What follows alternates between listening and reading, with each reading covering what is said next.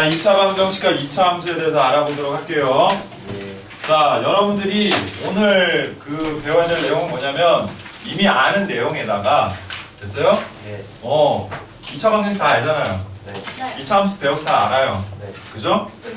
이제 거기에다가 이 2차 방정식과 2차 함수가 어떤 관계인지 그 관계를 이용해서 우리가 복잡하고 이런 문제들을 어떻게 해결하는지 그 방법들을 배우게 되는 거야. 그죠? 네. 자, 그래서 2차 방정식과 2차 함수는 뗄래야 뗄 수 없는 관계예요. 방정식뿐만이 아니야. 2차 부등식도 마찬가지예요.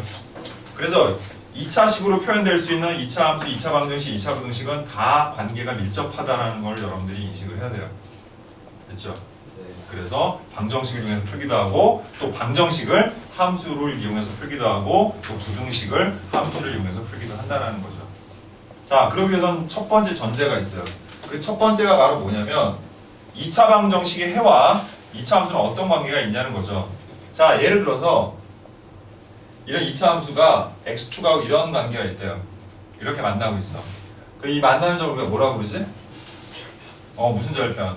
x절편이라고 하죠. 자, 그 x절편을 알파, 베타라고 한다면 만약에 여러분들이 이 x절편을 구해야 된다면 이 y는 ax제곱 플러스 bx 플러스 c라는 이 2차 함수에다가 어떻게 해야 알파, 베타를 구할 수 있어요? 대입 뭐에다가? x y에다 y에다 0을 넣어야죠. x절편은 y가 0일 때 x값이잖아. 그치? 네. 그러니까 y에다 0을 대입하면 식이 어떻게 바뀌니? a ax제곱 플러스 bx 플러스 c는 0이라 할 거 아니야. 뭐가 되는 거야? 그렇죠. 2차 방정식이 되는 겁니다. 그래서 2차 방정식에 뭐가? 해 두 근이 알파와 맞아요. 네. 두 근이 알파와 베타가 되면 바로 x절편도 뭐가 되는 거야? 알파와 베타가 되는 거니까 이제부터 여러분들은 x축과의 교점이 곧 됐니? 2차 방정식이 뭐와 같다? 해와 같다. 근과 같다. 이렇게 생각하는 거야. 자, 여러분들이 요 바로 전 단원에서 뭘 배웠어요? 2차 방정식 배우면서 근과 계수의 관계 배웠지. 네. 그리고 판별식 배웠지. 네. 그런 것이 이제 2차 함수에서도 똑같이 적용될 수 있다는 얘기죠. 이해됩니까? 단지 말이 바뀌는 것뿐이야. 뭐로? 근이라는 거에서 x절편 또는 교점. 이것뿐만이 아니야. 조금만 더 우리가 발전을 해서 생각을 해보면 자, 이런 2차 함수하고 이런 직선이 있었어.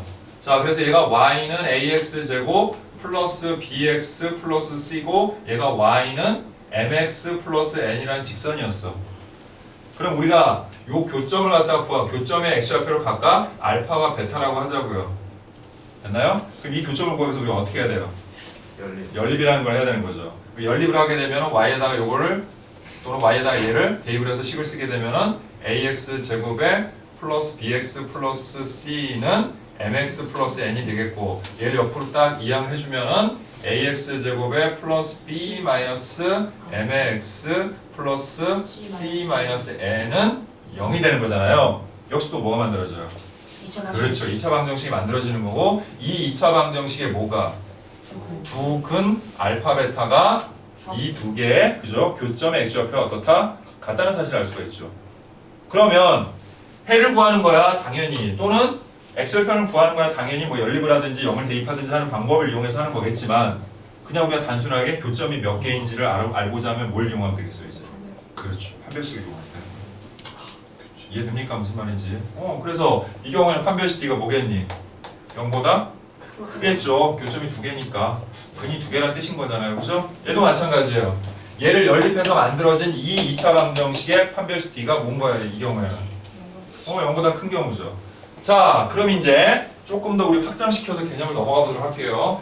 자, 그럼 첫 번째 2차 함수와 x축의 관계는 총 6가지로 우리가 그래프를 나타내 볼 수가 있어요. 크게. 자, 먼저 아래로 볼록인 경우에 이렇게 만나는 경우, 이렇게 되는 경우, 이렇게 한 점에서 접하는 경우, 우리 방금 살펴봤던 이렇게 두 점에서 만나는 경우, 자, 마찬가지로 이렇게 만나지 않는 경우, 또 한 점에서 만나는 경우, 또 이렇게 두 점에서 만나는 경우를 우리가 살펴볼 수가 있지. 왜? 너무 잘 그려서 감탄했어요? 자, 그래서 이렇게 6가지 경우를 생각을 할 수 있는데 위아래의 차이점은 뭐야? 얘는 A가 0보다 클 때. 얘는 A가 0보다 작을 때. 여기서 A라는 것은 최고 차항계수 얘기하는 거예요. 이상계수. 네. 그치? 이런 부분이 있고. 자, 요 라인마다 어떤 특징이 있냐면 얘는 교점이 없다. 얘는 교점이 하나다. 그 다음에 얘는 교점이 두 개다. 그럼 이거를 근으로 바꾸면은 실근이 없다.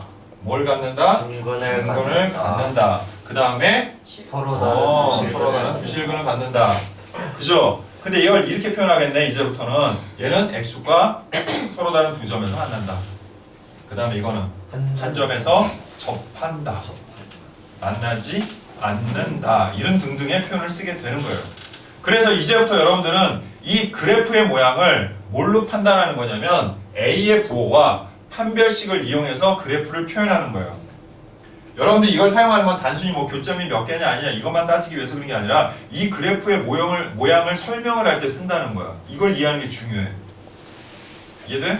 그래서 만약에 내가 이런 그래프의 모양으로 문제를 해결해야 돼. 그럼 이 그래프의 모양을 뭐라고 설명하면 돼? A가 0보다 크고 판별식 G는 0보다 작다. 그렇게 설명하는 거야.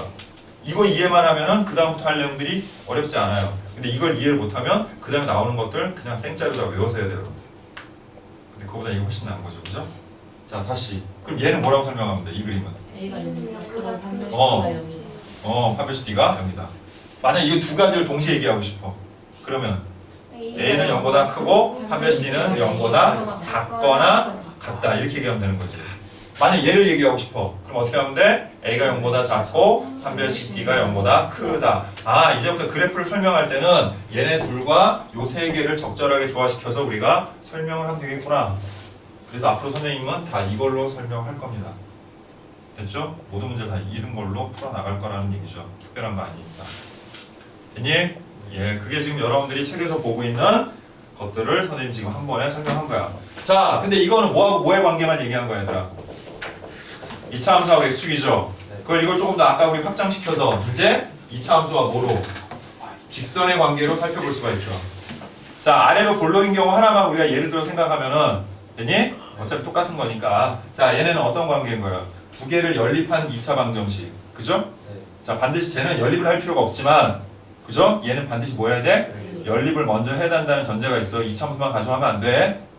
얘를 y는 ax제곱 플러스 bx 플러스 c라고 하고 이 직선의 방정식을 우리가 y는 mx 플러스 n이라고 했을 때 얘네를 연립하면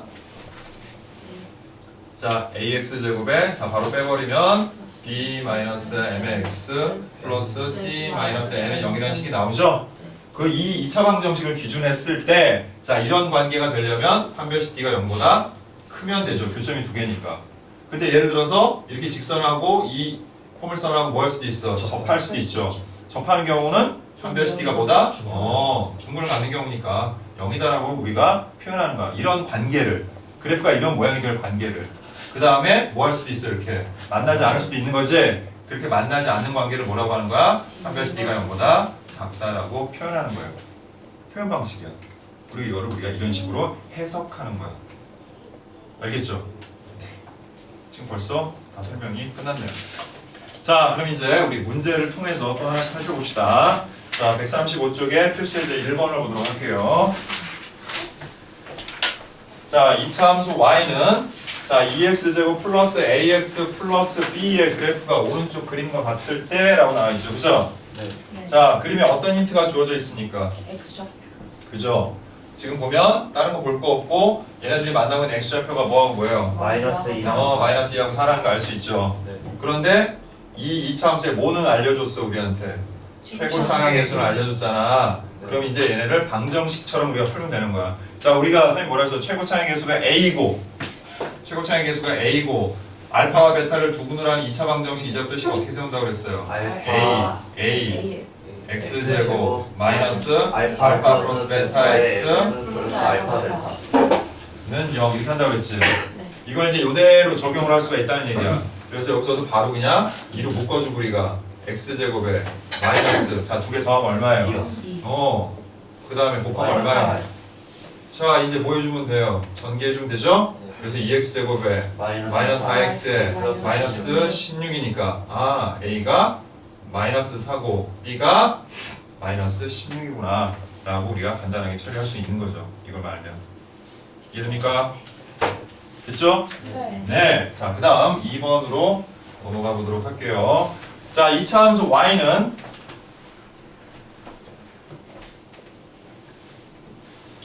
x제곱 마이너스 6x 플러스 k 마이너스 3의 그래프가 x축과 만나는 점을 각각 a, b를 하자. 그러면 자, 일단 이거 아래로 블록이죠? 네. 그럼 뭐 아주 정확히 그릴 필요 없고 x축과 2차 함수만 이렇게 딱 관계를 놔두고 그 다음에 그 두 점의 좌표 모르니까 일단 알파 베타라고 할게요 그냥. 그리고 이 두 점 사이에 뭐라 그랬어요? 거리, 길이 그게 얼마라고? 2루트 2. 자, 한 점 A, 한 점 B라고 했네요. 문제에서는. 자, 이랬을 때 실수 K 값을 구하라 그랬지. 자, 어떤 방법이 있냐면 자, 여기서부터 여기까지는 일종의 뭐예요? 이 좌표하고 이 좌표를 뭐 하면 돼요? 이 길이라는 건 빼면 되는 거죠. 그러니까 쉽게 얘기해서 차를 얘기하는 차를 얘기하는 거야. 차이를 얘기하는 거니까 보통 이렇게 표현해요. 절대값 알파 마이너스 베타는 2루트 2. 아, 선생님 베타 빼기 알파라고 하면 안 돼도 돼요. 괜찮아요. 근데 그냥 일반적으로 이렇게 표현해요. 그러니까 절대값이 들어간 거는 우리가 보통 뭐해? 그리고 빼면 차를 얘기하는 거야. 그 다음 절대값을 씌우지 않고서 그냥 빼면 뭐라고 보면 돼? 그냥 뺄셈이라고 생각하면 되는 거예요. 이해돼요? 그래서 이런 거 나오면 아, 차 이렇게 이해하면 돼. 이런 식의 표현 되게 많이 나와요. 특히 모의고사나 이런 데다가. 이건 차이를 의미하는 거야. 됐니? 자, 어쨌든 이렇게 됐어. 그럼 딱 뭐가 떠올라? 방정식 입장에서 보면은 알파 베타 나왔으니까 알파 베타는 근과 계수의 관계가 떠올라야 되죠. 그죠? 그래서 이거의 두 분의 합이 뭐예요? 6이고 곱이 뭐예요? 그럼 얘네를 적절히 아우를 수 있는 식을 하나 떠올려야 되겠지. 곱셈 공식에서. 그게 바로 뭐예요? 알파 마이너스 베타의 제곱은 알파 플러스 베타의 제곱 마이너스 4알파 베타라는 공식이 떠오르죠. 예, 거기다 대입해주면 되는 거예요. 그렇죠? 자, 그래서 얘는 자, 잘 들어. 선생님 지난 시간에 그랬죠. 절대값 전체를 제곱하면 뭐가 같다? 절대값 전체를 제곱하면 그냥 제곱한 거하고 같다라고 그랬죠. 이해됩니까? 그러니까 이것도 간단한 거예요. 이 식의 양변을 제곱해버리면 어떻게 돼요? 8. 아니 그러니까 알파 마이너스 베타의 제곱이라고 써도 된다는 얘기야.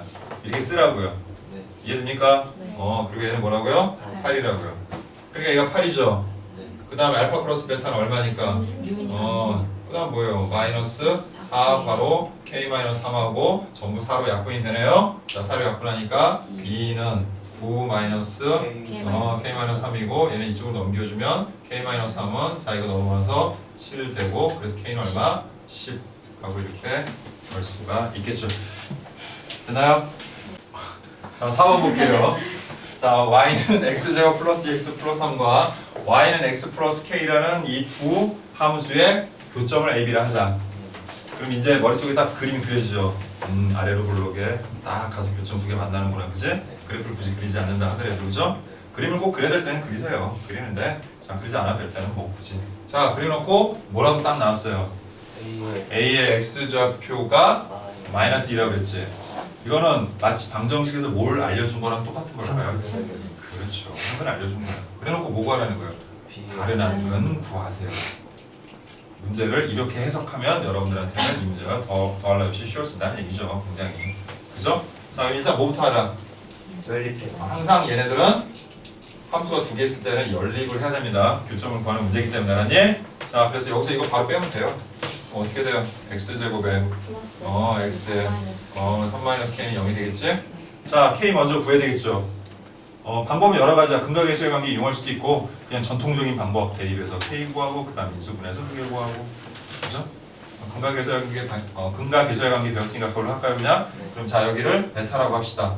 그러면 두 분의 합이 마이너스 2 플러스 베타고 그게 식에서 얼마예요? 그래서 베타가 얼마라는 걸? 1이라는 걸 금방 구할 수 있죠? 자, 그럼 두 분의 곱이 뭐예요? 식에서 뭐예요? 3-k죠? 그래서 k는 5가 되겠죠. 됐나요? 네. 자, 그 다음 5번으로 갑니다. 자, 2차 함수의 그래프와 직선이 서로 다른 두 점에서 만난다. 여기까지만 읽으면 뭐가 떠올라야 돼요?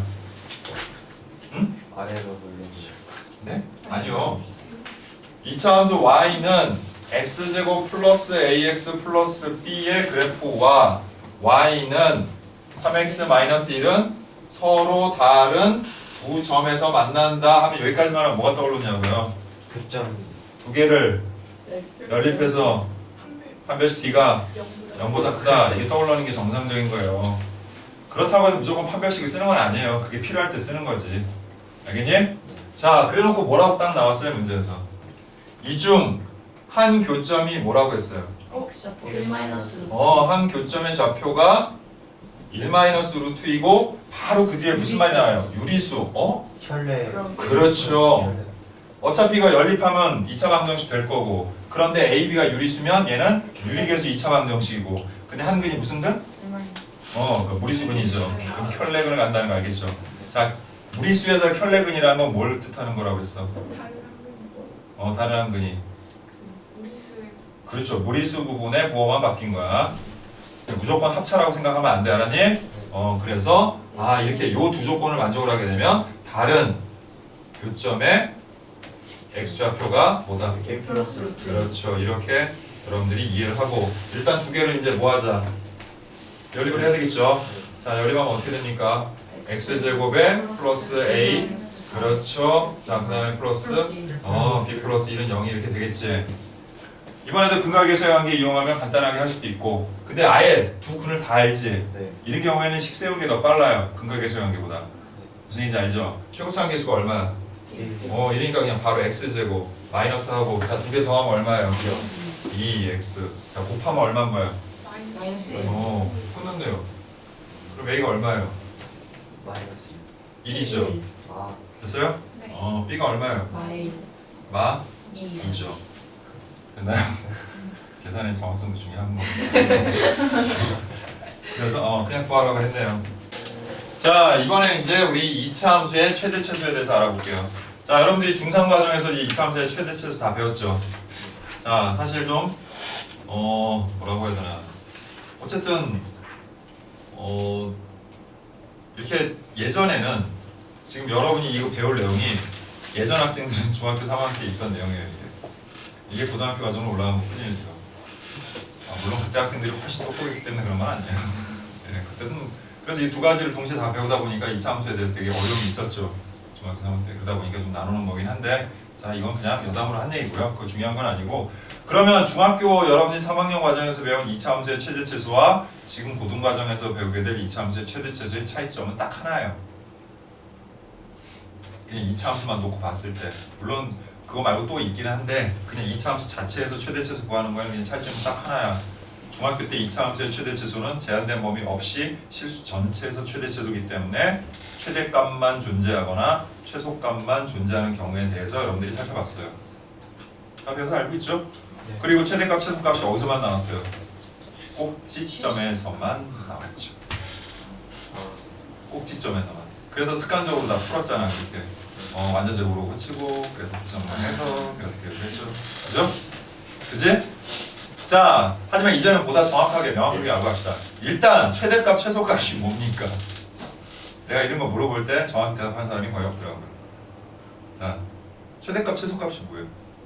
2차 함수의 최대값, 최소값. 함수의 최대값, 최소값이 뭐예요? 얘기해봐. 범위 안에서 가질 수 있는 가장 크거나 작은 것. 뭐 틀린 말은 아닌데 한 20% 부족했다고 할까?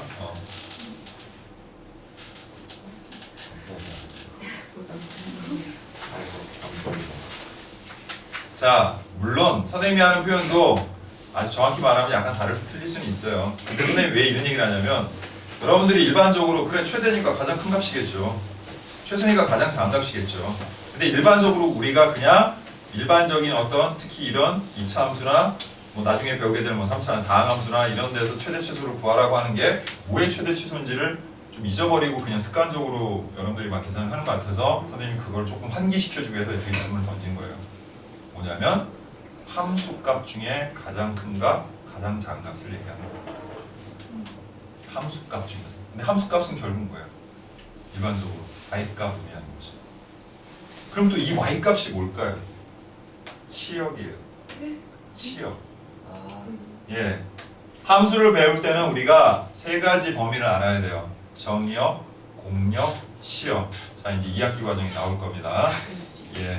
수학 하 배우다 보면 이제 나오게 될 거예요. 자, 정역은 뭐냐면 약속해놓은 x의 범위예요. 아, 이 함수는 여기서만 생각할 거야 우리가. 이것부터 이해해야 돼요. 그걸 정의역이라고 그래요. 됐나? 됐어요? 네. 공역은 뭐냐면 y는 이 정도 범위에서 구할 거야. 그게 y의 전체 범위를 의미하는 건 아니에요. y는 이 범위를 못 벗어나 이런 뜻인 거야. 최대 범위를 얘기하는 거죠. 치역은 뭡니까? 그 정해놓은 x 범위에 있는 x 값들과 직접 하나씩 대응하는 걸 우리가 세 글자로 함수 값이라고 해요. 그냥 빨리 가 함수값. 그것들의 집합이에요. 그걸 치역이라고 해요. 됐습니까? 여기까지 이해됐어요? 그러면 선생님이 지금 얘기하는 2차 함수의 최대 최소란 뭐냐면 바로 치역에서 가장 작은 값을 최소값, 치역에서 가장 큰 값을 최대값이라고 하는 거기 때문에 최대 최소의 문제는 결국 범위의 문제랑 직결이 돼요. 여러분들이 이 과정에서는 안 배우겠지만 나중에 이제 합성함수의 최대 최소도 살펴봐야 되거든요. 그럼 합성을 하게 되면은 합성이라는 건 뭐냐면 함수 안에 함수를 집어넣는 관계를 얘기를 하는 거예요. 됐어? 지금은 이거를 여러분 합성함수랑 2학기 단원에 나오기 때문에 이걸 배우지 않아서 그냥 단순하게 이런 거의 최대 최소를 구할 때 그냥 치환해서 한다라는 것 정도로만 여러분들이 이해를 하게 돼요. 근데 좀 더 구체적으로 들어가서 얘기해보면 결국에는 뭐냐면은 이게 합성되는 함수인 거예요. 합성된 함수의 최대 최소를 구할 때는 원래 실제 x 범위가 있는데 그 x의 범위가 fx의 범위로 바뀌어. 그럼 그 fx의 범위라는 건 바로 뭐냐면 이 fx의 최대값과 최소값을 범위로 하는 지역이고 그게 새롭게 얘를 치환한 t의 범위가 되는 거야. 자, 좀 어려울 수 있는데 그냥 그렇구나라고 이해 정도만 하면 돼요. 문제 풀려면 이해돼요. 자, 그렇게 해서 새롭게 정의를 내리는 거죠. 자, 근데 여기까지 왜 이런 얘기를 하냐면 자, 봐. 전에는 제한된 범위 없이 여러분들이 최대 최소 구하니까 그냥 단순하게 구했어요. 아까 처음으로 돌아가서 얘기를 가장 작을 때 최소, 가장 클 때 최대. 근데 그게 어디서 나오니까 꼭점에서 나오니까 이렇게 생각했죠. 자, 이제 달라지는 건 뭐라고요? 제한된 범위가 생겨요. 그 전까지는 더 구체적이게 하면 정의역이 실수 전체였다면 이제부터는 정의역을 딱 요 범위에서 구하라고 여러분들한테 제시를 한단 말이야. 알겠니? 그럼 여러분들은 딱 그 제한된 범위 내에서 최대 최소를 구해야 되는 거야. 근데 그래프가 직선처럼 아주 단순한 그래프일 때, 뭐 예를 들어서 이렇게 됐어. 기울기가 양수인 거. 그럼 이걸 최대 최소는 그 범위의 양끝 값에서 나오겠죠, 무조건. 또는 이런 그래프가 있었어. 그럼 범위의 양끝 값에서 나오겠지. 근데 이 함수는 곡선이다 보니까, 그것도 꼭지점이 존재하는 곡선이다 보니까 반드시 그런 거는 아니란 얘기예요. 예를 들어서 이렇게 돼 있으면 원래 제한된 범위가 없을 때는 어떻게 돼? 최소값이 무조건 어디서 나와? 꼭지점에서 나오지. 그치? 근데 제한된 범위를 이렇게 줬어. 그러면 그래프는 여기는 없는 거야, 사실은. 요 범위 내에서만 구하라니까 2차 함수지만 모양은 이렇게 되는 거야. 이해돼요? 그럼 가장 작은 어디서 나와요? 역시 꼭지점에서 나오죠. 그치? 최대값은 어디서 나와요? 여기서 나와요. 일반적으로 꼭지점의 x 앞에서 더 멀리 떨어진 데서 나오겠죠. 대칭성 때문에. 이해됩니까? 자, 그런데 또 그럼 항상 이러냐? 그것도 아니에요. 만약에 제한된 범위를 여기로 줬어. 그럼 그래프는 실질적으로 여기만 얘기하는 거야. 이런 경우에는 꼭지점이 안 들어가기 때문에 범위의 양끝 값에서 최대값, 최소값이 나오게 된다는 거죠. 됐습니까? 예, 그래서 범위에 제약이 생기는 최대 최소다. 이 정도로 이해하시면 돼요. 자, 그래서 7번에 1번은 여러분들의 기억을 환기시키기 위해서 나온 문제다라고 보면 돼요. 중학교 때 했던 거. 자, 빠르게 한번 완전적으로 고쳐봅니다. 3 괄호 열고 x제곱 마이너스 6x 한 다음에 자, 그 다음 플러스 9 완전적 알죠? 네. 그 다음에 9, 3, 27이니까 마이너스 2 하면 되고 3 x 마이너스 3의 제곱 마이너스 2고 얘는 아래로 볼록인 그래프니까 무슨 값만 가져요? 최소값만 갖고 최소값은 꼭지점의 y좌표니까 마이너스 2가 되겠죠. 그 다음에 언제 가져요? x가 3일 때라는 표현을 쓰죠. x가 3일 때 최소값은 y값이라고 그랬어. 그러니까 y를 얘기해야 되는 거야. 그래서 마이너스 2다 이렇게 얘기하는 거죠. 자, 계속 이어서 봅시다. 얘도 마이너스 2분의 1 괄호 열고 x제곱 그 다음에 플러스 4x가 돼야 곱해서 마이너스 2가 되겠죠. 자, 그 다음에 완전제곱 되려면 플러스 4가 필요하고 그 다음에 원래 5가 있는데 뭐가 더 들어갔어? 마이너스 2가 더 들어갔지. 그래서 플러스 7을 해줘야 같아지겠죠, 값이? 네. 7에서 2를 빼야 5가 되겠죠? 예. 원래 값하고 같다라는 전제로 하는 거야. 중학교 때는 이렇게 안 했죠? 이렇게 했겠죠? 모르겠어요. 책마다 좀 다르긴 할 수도 있지만 이렇게 하죠. 보통 줬다 뺏기 이렇게 하죠. 그리고 얘를 내보내 필요 없으니까 그 내보내서 이렇게 계산했을 거예요. 그때 여러분들 익숙하지 않으니까 이렇게 했는데 식계산이 익숙한 사람들은 굳이 이렇게 안 해도 돼요. 그냥 뭐 그래 이거 마이너스 2니까 그래 7이면 오겠네 이렇게 해도 된다는 얘기예요. 됐나? 네. 자 그다음 마이너스 2분의 1하고 x 플러스 2의 제곱 플러스 7이 되죠 이렇게. 네. 자 이건 그래프가 위로 볼록이니까 꼭지점에서 무슨 값? 최대값 x가 얼마일 때? 마이너스 1일 때 최대값 7이다 이렇게 얘기해 주시면 되는 겁니다. 자 8번 갈게요. 자 2차 함수 y는 2x 제곱 플러스 px 플러스 q가 x는 마이너스 1에서 최소값 얼마를 갖는다? 마이너스 6을 갖는다. 실수 pq의 값을 구하세요 이렇게 나왔죠? 자 제한된 범위 있습니까 없습니까 지금? 없어요. 없죠. 그러면 뭐만 갖는 거예요 얘는? 최대값 또는 최소값만 갖는 그런 경우지. 네. 그럼 얘는 그래프가 위로 볼록 아래로 볼록? 아래로 볼록이니까 무슨 값? 최소값. 그러면 지금 옆에 대개는 x는 마이너스 1에서 최소값 마이너스 6을 갖는다는 말이 무슨 뜻이에요? 다르게 해석해봐요. 그렇죠. 꼭지점의 좌표를 알려주는 거죠. 여기에서 최소값 마이너스 6을 갖는다는 말은 그냥 꼭지점이 마이너스 1, 마이너스 6이구나 이렇게 이해를 하시면 되는 거죠. 그럼 이것도 힘들게 풀 필요 없어요. 꼭점의 좌표를 알면 이 함수 바로 어떻게 세우면 돼? 최고차의 계수 2고 그 다음 꼭점을 바로 식 세워 x 플러스 2의 제곱 마이너스 6이라고. 그리고 전기에서 비교하는 게 훨씬 편한 거예요. 무슨 근각계수의 관계 이용할 필요도 없고. 됐니? 자 그래서 어떻게 됩니까? 2x 제곱에 2x 나와서 4x 되고 그 다음 마이너스 4가 되겠죠 이렇게. 그래서 p는 4, q는 마이너스 4. 그죠? pq 구하라고 했죠? 자 넘어갑니다. 그다음 두 번째.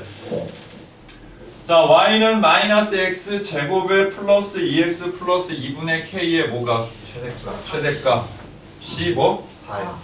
그럼 이것도 어떻게 해석하자? 꼭지점에 무슨 좌표? y 좌표가 4다. 됐지? 그런데 꼭지점에 x 좌표는 모르잖아요. 그러니까 일단 완전적으로 고치자. 그럼 마이너스 묶어주면 x제곱에 마이너스 2x에 플러스 2라고 그 다음에 플러스 2분의 k에다가 마이너스 1 더 들어갔으니까 플러스 1을 하면 되죠. 그리고 어차피 이거를 식을 다 바꿀 필요도 없이 꼭지점의 y좌표는 무조건 이거잖아요. 그러니까 이게 얼마라는 얘기예요? 4. 그래서 2분의 k가 3. 3. 그래서 k는 얼마? 6하고 우리가 구할 수 있겠죠. 됐니?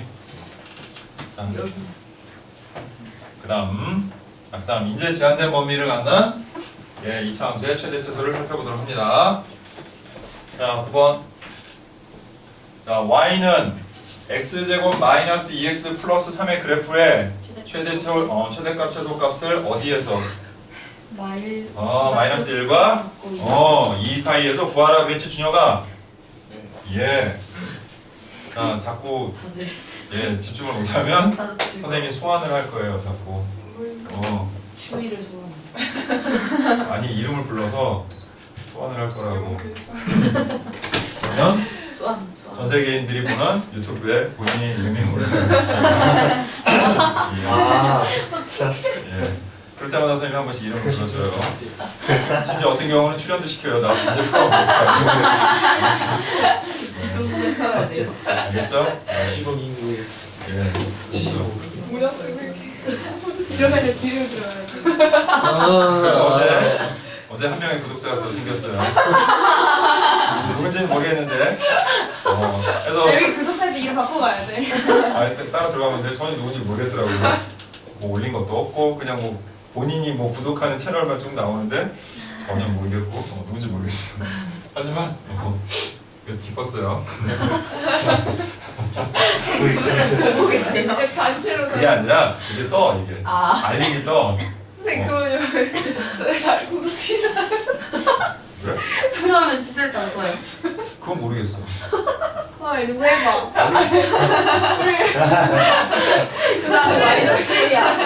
저도 베키. 생식이 언제세요? 생식이 언제세요? 그래. 그 생일 때 다 같이 베키. 단체로. 그러면 더 감격스러워. 쑥쑥 아니 그래서 선생님은 뭐 이렇게 현물로 주는 게 좋아요. 자 합니다.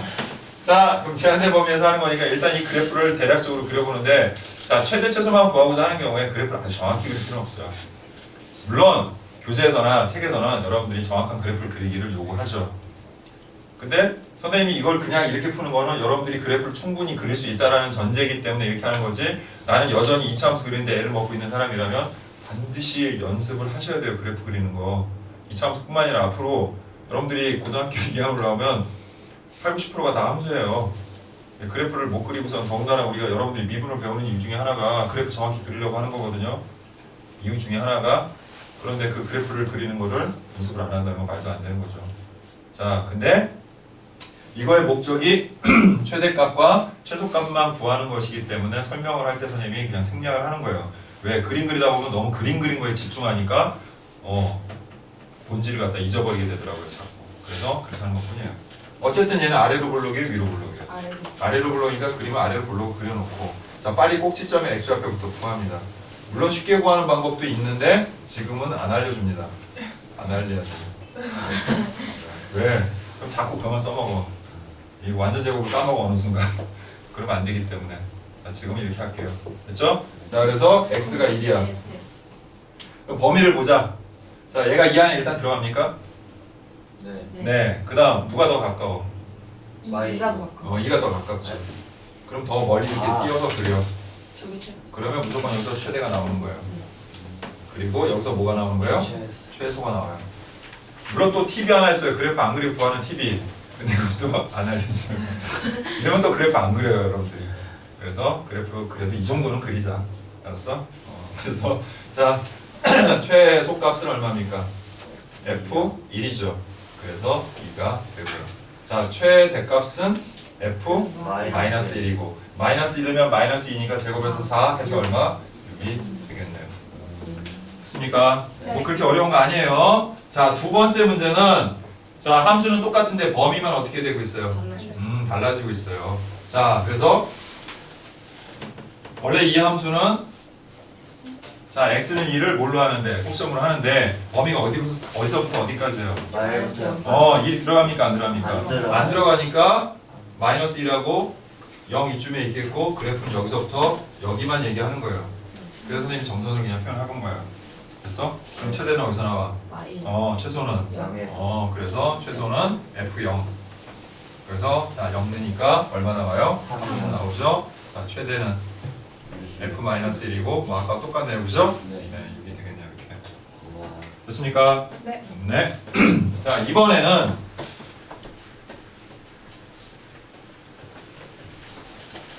자 이번에는 10번으로 와서 제한된 범위에서의 최대값을 구하시오가 아니라 뭐야 또 최대값을 알려주고 미정계수를 구하라 뭐 이런 얘기죠 지금. 네. 자 이런 류의 문제는 물론 이거는 이제 대표 문제 필수 예제로 나온 거니까 뭐 되게 어렵게 나오진 않는데 이런 형태의 문제가 가끔 어려울 때가 있어요. 예, 나중에 나오면 뭐 살펴보겠지만 미리 좀 언급을 하는 겁니다. 여러분들이 나중에 야 이거 배운데도 이거 너무 어렵네 뭐 이렇게 생각할 수도 있으니까 그래서 미리 해야 하는데 이와 같이 얘처럼 해봐. 상수항에 미정계수를 놓고 그 상수항만 구하라고 하는 거는 뭐 상수항을 구해서 뭐 하는 거는 그렇게 어려운 일은 아니에요. 왜 그럴까? 우리가 1차항의 계수하고 2차항의 계수를 알면 뭘 알 수 있어요? 그죠? 이 함수의 꼭지점에 x좌표는 구할 수 있어요. 그게 왜 중요하냐면 꼭지점의 x좌표를 아는 순간 그게 이 범위 안에 들어가는지 안 들어가는지 알 수가 있죠. 그럼 대략적으로 최대 최소가 어디서 나오는지를 미리 가늠해 볼 수가 있어요. 근데 미정계수가 여기 들어가 버리면 그게 안 돼. 그래서 그런 경우에는 좀 어려워. 그럼 뭐 어렵다고 못 푸는 건 아니고 어떻게 합니까? 범위를 나눠서 해야 돼요. 그래서 이 축이 이 안에 들어가느냐 안 들어가느냐를 가지고서 여러분들이 범위를 나눠서 따져야 되는 거죠. 그러니까 생각을 좀 더 해야 된다는 거야. 됐나? 네. 그래서 나중에 그런 문제가 나오면 그때가 설명을 하도록 하고요. 일단 이거는 기본 문제라 그 정도까지는 아니에요.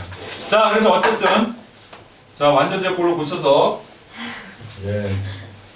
자꾸 누가 출연을 하고 싶어서 지금. 자, 예, 이걸 완전적으로 고칩니다. 플러스 플러스 1이죠. 자, 마이너스 2 더 들어갔으니까 뒤에 플러스 2 붙이면 되죠. 자, 그 다음에 마이너스 2 x 마이너스 1의 제곱 플러스 k 플러스 2가 되고, 자, 혹시 x 좌표가 얼마예요? 1. 1이니까 자 1부터 3까지니까 그리고 위로 블록이잖아요 이렇게. 그러니까 범위가 딱 정해져요. 1부터 그냥 3까지. 이거는 뭐 꼭점이 들어가긴 하는데 그렇다고 뭐 다른 게 더 있는 것도 아니에요. 그냥 딱 경계에 걸쳐 있으니까 그냥. 그러니까 뭐 최대치수 어디라면 다 알죠 우리가. 그러니까 이런 건 어려운 문제가 아니라는 거죠. 위치를 정확히 아니까 우리가. 이해돼? 네. 그래서 최대 어디서 나와요? 여기서 나온다는 거 알겠죠? 네. 그리고 최대값이 그럼 얼마예요? 4. 아니 이 식에서 K가 K 플러스 2고 그게 얼마란 얘기야? 4. 그래서 K가 얼마란 얘기예요? 2. 2라는 얘기인 거죠 이렇게? 네. 그래서 이게 4라는 거 알았어 우리가. 네. 자 이제 뭘 구하라고 그랬으니까 최소값은 어디서 나와? F3 3에서 나오죠? 그래서 3을 여기다 넣으면 2, 4, 4, 2, 마이너스 8 그래서 마이너스 4. 이런 식으로 구할 수가 있겠죠. 일종의 합성되어 있는 함수야. 물론 여러분들이 합성 함수라는 개념을 안 배우니까 몰라도 상관은 없어요.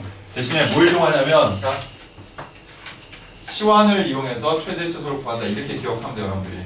그러면 치환은 보통 언제 합니까 우리가? 복잡하거나 공통 부분이 있을 때 하죠. 그래서 공통 부분이 생기면 우리가 곱셈 공식이나 인수분해를 할 때만 사용하는 게 아니라 이와 같이 함수의 최대 최소를 구할 때도 사용하는구나 라는 걸 여러분들이 이해하시면 돼요. 됐어요? 그리고 이것만 꼭 기억하세요. 함수에서 치환을 하면 반드시 범위에 주의하라. 뭐? 범위에 주의하라.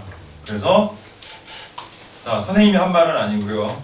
선생님이 한 말은 아니야. 지금부터 할 말이. 알았어?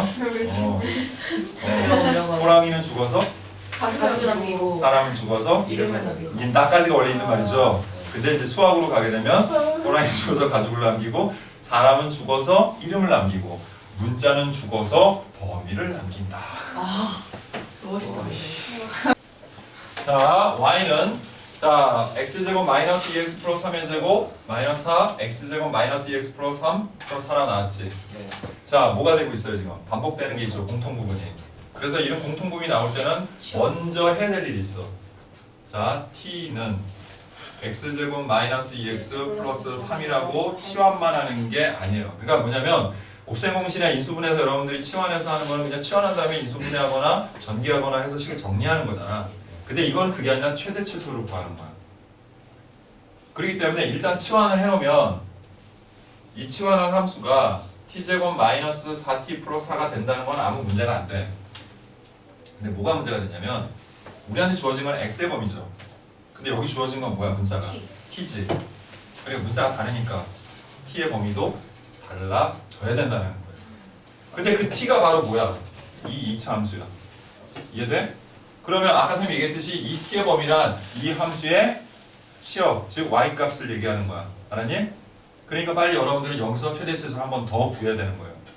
그리고 그게 바로 이거의 범위가 되는 거야.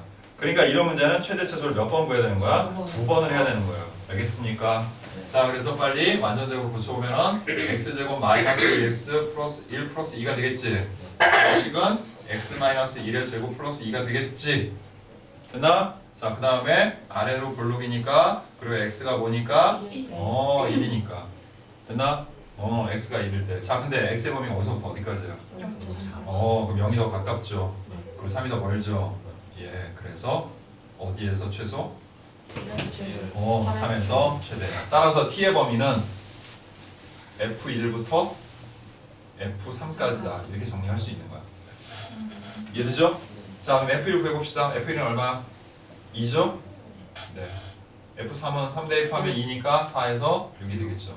그걸 이제 여기에 적용해야 된다는 얘기야. 그래서 한 번 최대 치수 구하고 이제 다시 또 최대 치수를 구하는 거야. 이해되죠? 예. 그래서 얘는 딱 보니까 뭐가 돼? 바로 그냥 완전제곱 되죠? 예. 그러면 얘는 어떻게 돼요? 그래프 모양이? 아래로 볼록이고 2지. 근데 2부터 6까지니까 예, 많이 생각할 건 없네요. 그죠? 예. 네, 딱 이렇게 되니까. 그래서 최소값은 이 F2니까 그냥 0이죠. 그다음 최대값은 F6이니까 그래서 16이렇게 되겠죠. 됐지? 네. 네, 넘어갑니다. 자, 그 다음에 12번 보도록 할게요.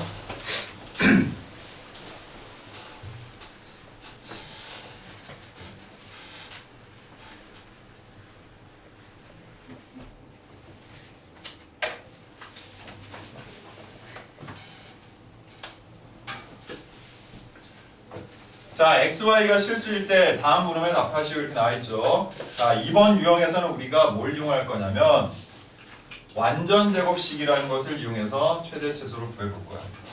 자, 봐봐. 이런 함수는 우리가 X랑 Y가 변수가 몇 개 나와 있어요, 이렇게. 두 개가 나와 있죠. 됐니? 네. 자, 여러분들이 어려워할 것 같아서 뭐 어려운 용어나 이런 것들은 쓰지 않을게요, 그냥.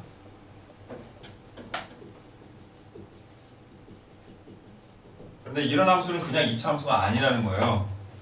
XY 들어갔다고 해서 다 2차 함수는 아니야. 2차식이니까 뭐 2차 함수라고 얘기한다면 굳이 할 수도 있겠지만 우리가 다항 함수의 2차 함수는 아니라는 거야, 얘가.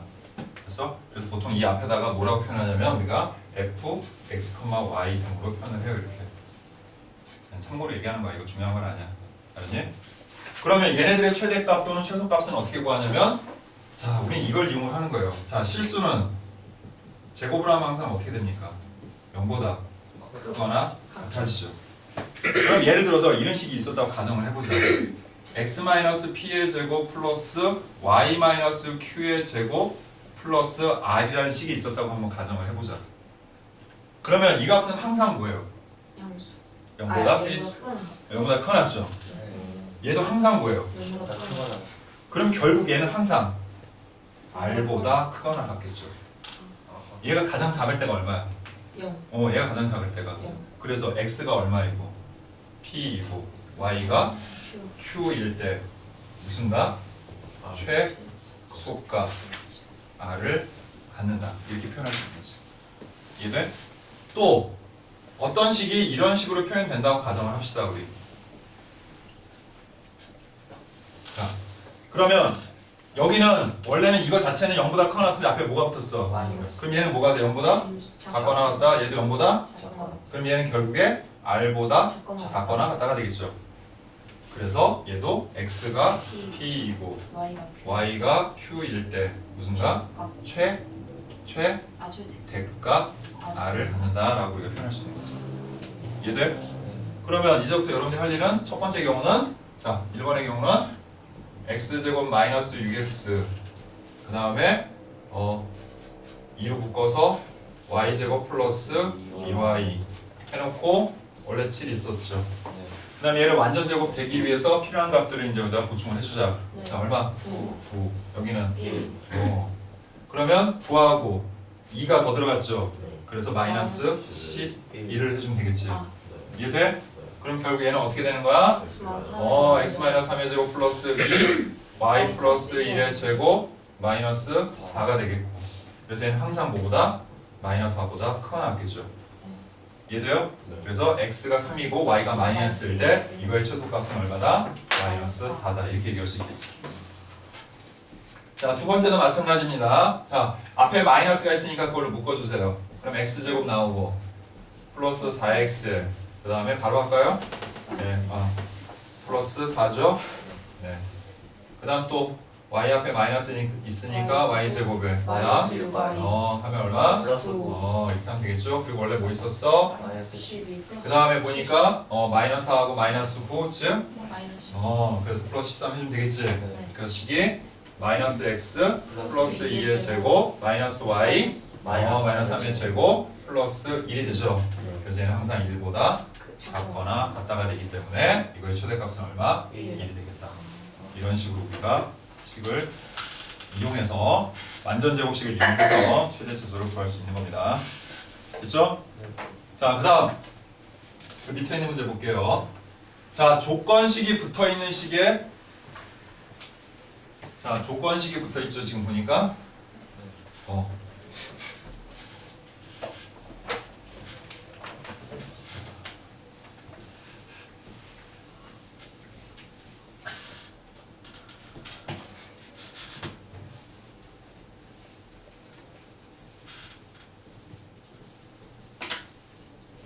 아 선생님 얘도 그 위에 문제랑 같은 거 아니에요? 라고 생각할 수 있는데 얘는 위에랑 다릅니다. 얘는 뭐가 주어져 있어? x, y 사이에 관계식이 주어져 있지. 그럼 이 식을 하나의 문자로 바꿀 수가 있는 거예요, 여러분들이. 아, 네. 그러니까 달라지는 거야. 이해돼요? 네. 그럼 이제 뭘로? y에다가 3x 이걸 대입하는 게 좋겠죠. 그럼 식이 어떻게 돼요? 2x 제곱 플러스 4x 바로 할까요? 4x 제곱에 플러스 12x 플러스 9가 되겠고. 그래서 x 제곱 플러스 12x 플러스 3. 자, 그러니까 이거는 딱히 제한된 범위는 없죠? 네. 예, 그냥 바로 꼭지점에 y좌표 구하면 되겠죠? 네. 네, 그래서 6x제곱 플러스 2x 플러스 1 플러스 3 하면 되겠지? 그래서 6 x 플러스 1의 제곱 플러스 3이 되겠고 그래서 최소값은 얼마다? 3이다. 됐죠? 네. 잠깐만.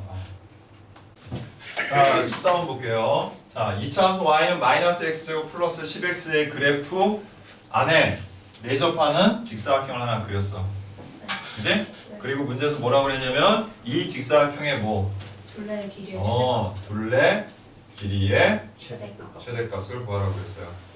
자, 여러분들이 특히 이렇게 이차함수의 활용 문제를 풀 때는 x를 뭐로 두고 y를 무엇으로 둘 것인지 항상 고민을 해야 돼.